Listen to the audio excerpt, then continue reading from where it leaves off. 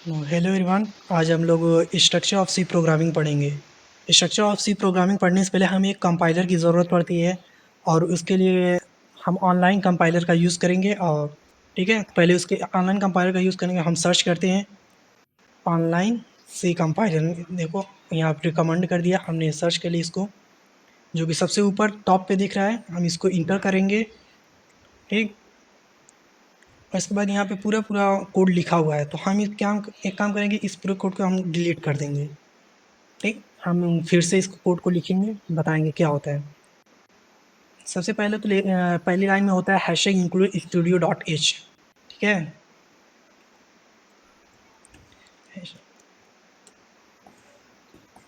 Studio STDIO dot H. ठीक, ये पहली लाइन होता है। और इसके बाद आते हैं सेकेंड लाइन में हम स्पेस छोड़ देते हैं, और इस फिर थर्ड लाइन में आते हैं इंट मेन लिखेंगे। हमने स्पेस क्यों छोड़ा, वो बस फॉर्मेट को स्पेसिफाई फॉर्मेट करने के लिए, फॉर्मेटिंग के लिए हमने स्पेस छोड़ दिया है। ठीक है, वैसे और इसका कोई मकसद नहीं। और इसके बाद इंट मेन, मेन जो होता है ये फंक्शन होता है एक, और इस फंक्शन के बाद फिर एक कर्ली ब्रेसेस का हम यूज़ करते हैं। ठीक, और इसके बाद हम एक रिटर्न रिटर्न ज़ीरो कर देते हैं।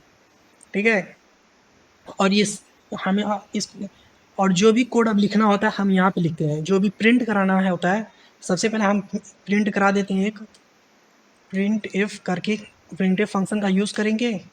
देखो जो भी फंक्शन लिखना होता है ना, उसके बाद एक क्या होता है, ब्रैकेट रहता है, और ब्रैकेट के अंदर हम क्या लिखेंगे, सबसे पहले कोटेशन मार्क लगाएंगे, और कोटेशन मार्क के अंदर जो भी प्रिंट कराना होगा उसी के अंदर हम प्रिंट कराएंगे। क्या लिखेंगे, मून लाइट अकेडमी। ठीक, मूनलाइट अकेडमी हमने लिखना है। अब इसको यहाँ पे देख रहे हैं आप, यहाँ पे रन करने का एक बटन दे रही है, और इस पे रन पे क्लिक करेंगे तो क्या हो जाएगा, ये क्या होगा, मूनलाइट प्रिंट होकर आ जाएगा। ठीक, अब देखो यहाँ पे एक एरर आ रहा है, यहाँ पे एक एरर आ रहा है। देखो यहाँ पे एरर जो भी आएगा वो लिख कर दे देगा क्या एरर आ रहा है। ठीक है, यहाँ पे एरर क्या आ रहा है हम देखते हैं। देखो यहाँ पे टर्मिनेशन मार्क यानी कि सेमी कॉलन लगाना है। ठीक, ये सेमी कॉलन लगाने को बोल रहा है, एरर इसलिए आ रहा था। ठीक ना, इसके बाद अब हम रन कराएंगे तो वो क्या होगा, प्रिंट कर देगा। ठीक, देखो अब आगे यहाँ पे प्रिंट करा देगा मूनलाइट अकेडमी। यहाँ पे जो भी अब लिखेंगे हम वो आ जाएगा मूनलाइट अकेडमी। हम जो भी लिखेंगे वो क्या क्या प्रिंट करके दे देगा। मूनलाइट अकेडमी हमने लिखा है तो मूनलाइट अकेडमी प्रिंट करके देगा। अब अगर हमने कुछ और भी प्रिंट किया है, अब मान लो हमने प्रिंट कर दिया हेलो वर्ल्ड। ठीक, हेलो वर्ल्ड हमने लिख दिया, तो हमें इसको रन कराएंगे तो ये क्या हो गया, हेलो वर्ल्ड प्रिंट करके दे देगा। ठीक, अब कुछ और अगर लिखना होगा तो हम क्या लिख देंगे, मान लेते हैं हम इसके बाद हेलो वर्ल्ड इट्स माई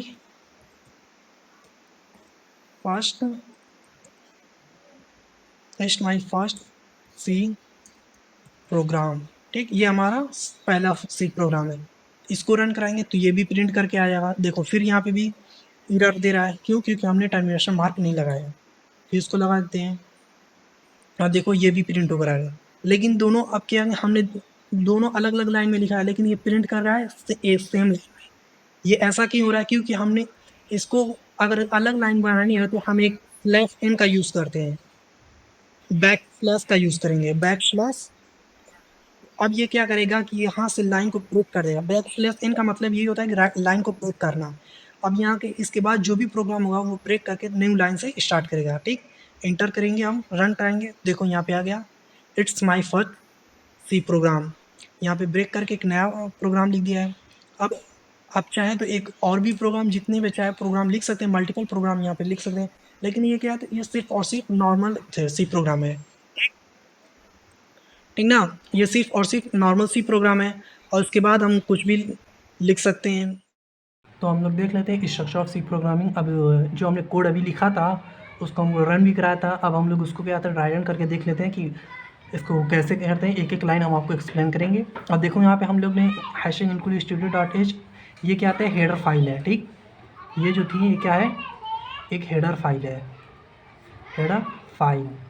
जैसे कि हमने आपको पहले बताया था कि हेडर फाइल किसने की स्टूडियो नाम की studio.h होती है और एक math.h होती है, math.h के लिए अलग होती है। ये स्टैंडर्ड लाइब्रेरी थी, स्टैंडर्ड इनपुट आउटपुट के लिए होती है। कुछ भी इनपुट आउटपुट कराना होता है तो हम इसका यूज़ करते हैं, ठीक है। और फिर इसके बाद हम मेन फंक्शन का यूज़ करें। मेन फंक्शन का यूज़ करने के लिए हम कर्ली ब्रेसेस का यूज़ करेंगे, ठीक। अब इसके अंदर जो भी कोड, जितना कोड होगा हम उसको इसी के अंदर लिखेंगे। प्रिंट जो भी कोड हमें आउटपुट कराना होगा हम इसी के अंदर के कर्ली ब्रेसेस के अंदर लिखेंगे। और ये रिटर्न 0 जो होता है वो क्या होता है, studio.h का ही एक कोड होता है। और इसको studio.h लिखना है तो इसको हमें रिटर्न कराना होता है, ठीक ना। अब इसको एक एक लाइन को हम देख लेते हैं। ये कोड ऑफ ये पहली लाइन हो जाएगी, second, third, fourth and fifth, six, seven, ठीक। अब हम इसको लाइन बाई लाइन एक्सप्लेन करते हैं, देखते हैं क्या होता है। पहली लाइन 1 में देखते हैं क्या होता है, ठीक है। अब यहाँ पे देखते हैं हैशटैग इंक्लूड जो है वो क्या है। हैशटैग इंक्लूड वो एक तरह का क्या है कि प्री प्रोसेसर डायरेक्टिव्स है। प्री प्रोसेसर डायरेक्टिव्स ये कोड में लिखा जाता है। प्री प्रोसेसर डायरेक्टिव्स किस काम की आता है कि प्री प्रोसेसर डायरेक्टिव जो होता है वो हर एक कोड को लिखने से पहले इसको लिखा सबसे पहले ये प्री प्रोसेस करता है, ठीक ना। प्री प्रोसेसर प्रोसेस को पहले प्रोसेस करना, ठीक। और फिर इसके बाद एक आया था studio.h, ये जो कि ये था studio.h। studio.h स्टूडियो का होता है, इसका मतलब होता है कि standard input output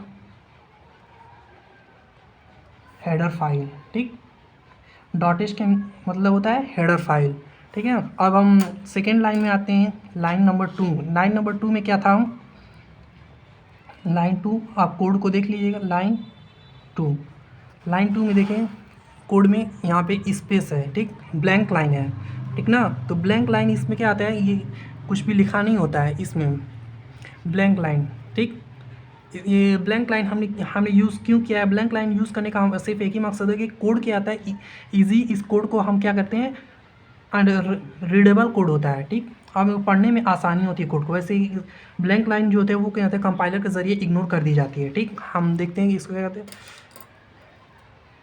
a blank line which is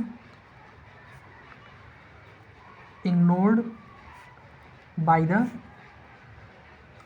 compiler. यानी कि ब्लैंक लाइन का कोई मकसद नहीं होता, बस इसका एक ही मकसद होता है कि इसके यूज़ करने से कोड को हम क्या करते हैं आसानी से पढ़ने में, कोड को थोड़ा सा अच्छा लगता है दिखने में, फॉर्मेटिंग इसके हो जाती है, ठीक।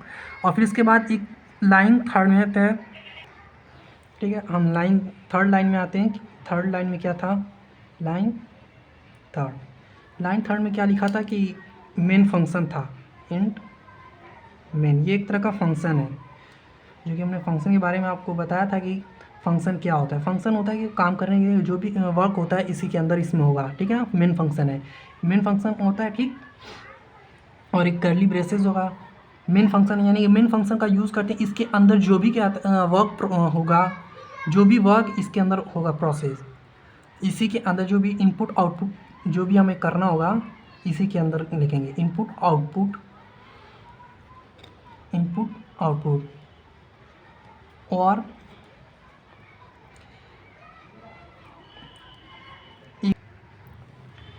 every code perform within the